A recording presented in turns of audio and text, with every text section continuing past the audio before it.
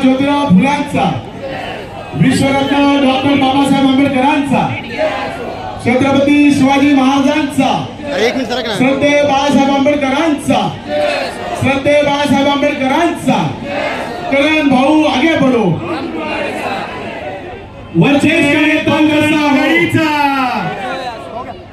देश का नेता कैसा हो, पवन भाऊ पवार, अविनाश भाऊ शिंदे, वामनदादा गायकवाड यांच्या बाळासाहेब आंबेडकरांचा, बाळासाहेब आंबेडकर आप संघर्ष करो।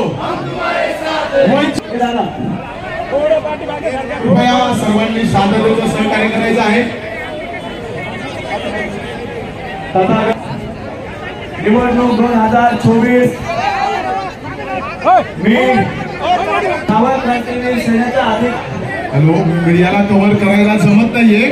सगळ्यांना मार्गदर्शन करण्यासाठी तुमच्या आमच्या सगळ्यांचे सर्व महामानव डॉक्टर बाबासाहेब आंबेडकरांचे नातू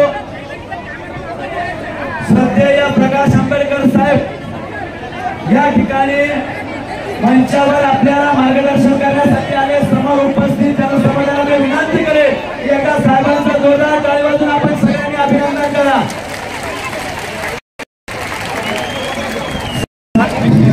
या नाशिक लोकसभा निवडणुकीचा आजचा अंतिम दिवस प्रचाराचा। या ठिकाणी अनेक राजकीय नेत्यांच्या सभा झाल्या, परंतु सभेमध्ये संविधानावर कोणी बोललं नाही, सणावर कोणी बोललं नाही, माझ्या शेतकऱ्यावर कोणी बोललं नाही, आदिवासी समाजावर कोणी बोललं नाही, ना मुस्लिम आरक्षणावर कोणी बोललं नाही। आणि सगळ्यात महत्त्वाचा या नाशिक जिल्ह्यातला नव्हे तर महाराष्ट्राचा जो प्रश्न आहे, आमच्या तरुणांना रोजगार नाही, त्या रोजगारावर कोणी उमेदवार बोलले नाही, कोणी नेते मंडळी बोलली नाही। पण तुम्ही या ठिकाणी आलात, आम्हाला आशा आहे की निश्चितपणे येणाऱ्या काळात या महाराष्ट्रामध्ये एक नवीन आंधी येणार आहे। वंचित बहुजन आघाडीच्या माध्यमातून, साहेबांच्या माध्यमातून या ठिकाणी आपल्याला रोजगार, शेतीला हमी भाव आणि आदिवासी वन हक्क कायदा, मुस्लिम समाजाचं 5% आरक्षण आणि मराठा समाजाला त्याचं संविधानिक आरक्षण मिळालंच पाहिजे।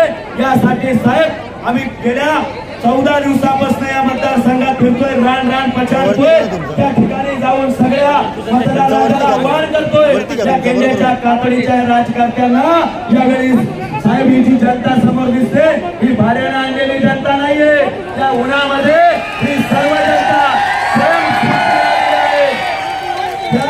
मोदी साहेबांनी आणि एकनाथ शिंदे आणि देवेंद्र फडणवीस जरा इकडे येऊन बघा, तुमच्या सभेंना पैसे देऊन लोक नाही, आमच्याकडे बिगर पैशाची जागा नाही।